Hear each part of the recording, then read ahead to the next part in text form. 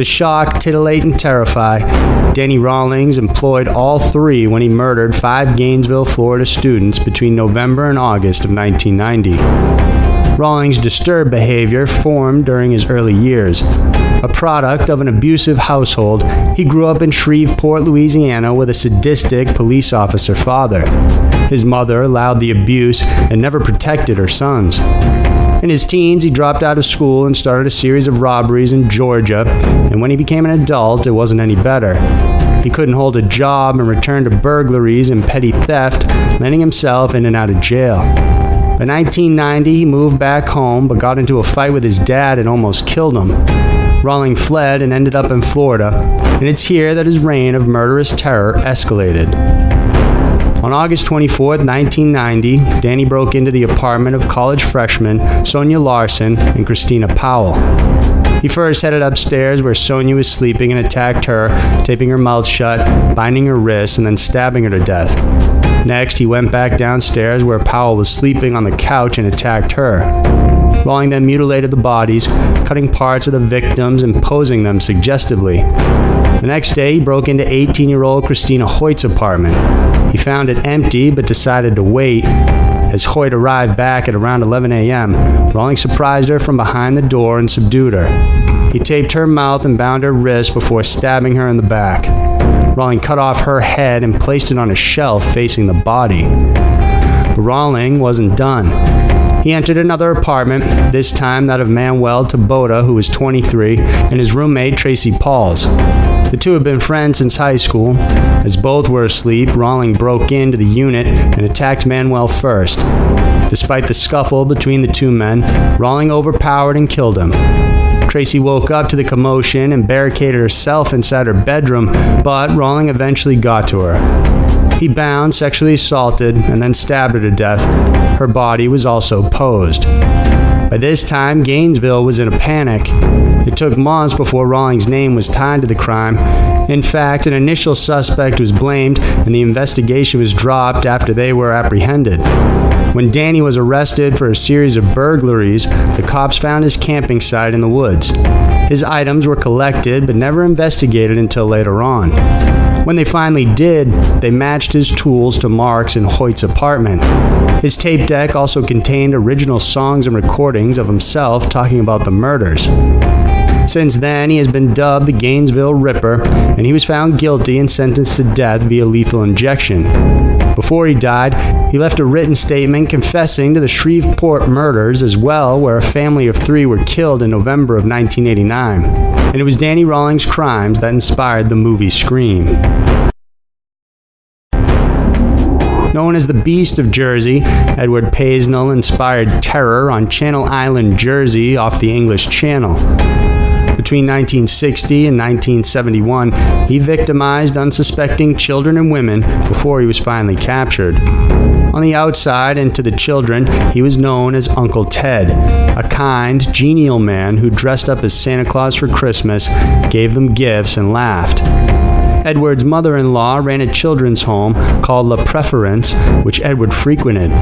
He also hung out at another children's home called Haut de la Garenne. Meanwhile, he and his wife hosted orphans in their own home. All this gave him very easy access to his victims. What set him apart was his panache for theatrics and terror. During his attacks, Edward wore a woman's black wig and a rubber mask with an image of a disfigured person. His long coat had inch-long nail studding on the shoulders, and he also wore nail-studded wrist bracelets.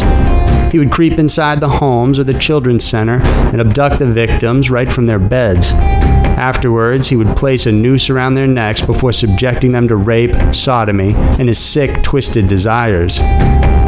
Edward stalked the victims to a certain extent, only attacking when he knew they would be alone. At least 24 victims have come forward, most living at the children's homes during the time, who claim to have been victimized by the Beast. Multiple attacks naming the Beast of Jersey as the culprit soon spread in the Isles, but Edward was never suspected. For 11 years, he operated this way until July 17, 1971, when he was stopped by police for running a red light. He thought that authorities had figured out that he was the Beast of Jersey, and he also didn't want them to find out about the car he had stole just that evening. He attempted to evade, and a car chase ensued. Eventually, he was caught, and when police investigated the vehicle, they found his beast costume.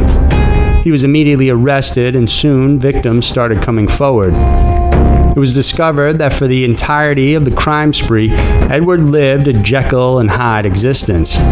By day, he was a builder and a pillar of local society, even once calling on the cops to arrest and find the Beast victimizing the area. But behind closed doors, he was heavily fascinated by the occult and adored the notorious 15th century French nobleman Gilles de Rais. De Rais is the man modeled after the legend of Bluebeard, a terrifying figure in folklore who kidnapped children and offered them to the devil as sacrifice. When police searched his residence, they found a secret shrine that he had built for Satan. It was an altar, heavily decorated with occult items and symbols. It was here where Edward would sacrifice small animals as he prepared for the night's work. Edward was convicted of 13 counts of assault, sodomy, and rape, and sentenced to 30 years in prison. He served his sentence and was released in 1991, where he then went back to the Isle of Wight, where he died 3 years later at the age of 68. In 2008, a small child's skull was found in the area of the Isle where the orphanage once stood. It was the same orphanage Edward once frequented, and it's believed he may have been responsible for countless missing children in the area.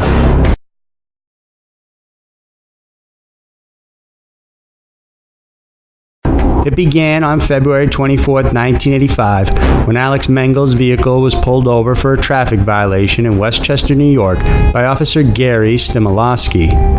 Inside the car was Mengel and 3 of his friends. After the officer found shotguns in the trunk, he asked for a license, but Mengel didn't have one. He called dispatch to run a license and registration check, but Mengel had other plans. He pulled an unregistered handgun out from underneath the vehicle's front seat, approached the officer, and shot him point blank. He then told his friends to take his car and go home. Mengel then took the patrol car, drove it for about a mile before abandoning it. Police found it an hour later.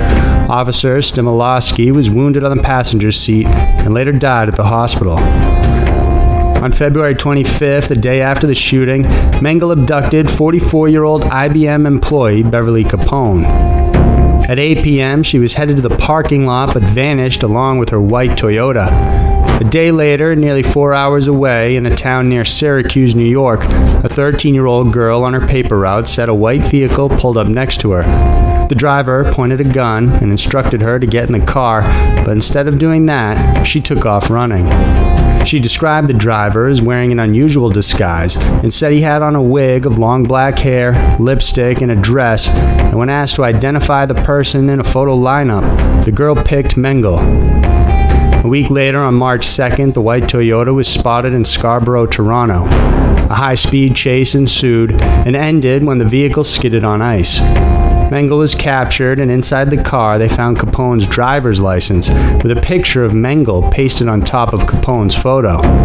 They also found a wig of long black hair. During questioning, Mengel denied knowing Capone and insisted he just took her car from a parking lot. Officers then retraced his steps, and it led to a remote cabin that had been broken into. Hidden in the drawer was Capone's IBM ID card, and later on, dogs found her body buried in a stone wall close to the cabin. Beverly had been stabbed multiple times in the chest. Mengele then scalped her head, taking her long black hair. This was the wig the officers had found in the car. The face on her skin was also carefully peeled off. It's believed Mengele decided to use Capone's hair and possibly her face as a mask in order to escape. Weeks after the arrest, Mengele was charged for the murder of the officer in Westchester and arraigned for Capone's. On the way back from court, despite handcuffs and shackles, he tried to escape by stealing the gun from an officer next to him. The other officer was forced to stop the vehicle and shoot Mengele, killing him. Mengele may have also been involved in other murders, including that of 13-year-old Antonella Mattina. She disappeared in 1984 after running an errand. Her skull with braces still on her teeth was found years later. Mengele's brother Gustav lives 6 blocks from that girl back in 1984, but he's a registered sex offender who now resides in Florida. To add to the suspicion, when Alex was killed, officers found photos of women inside his wallet. He also had a map of Harrisburg, Pennsylvania, with marks on wooded locations. However, what the map indicated or suggested exactly has never been determined.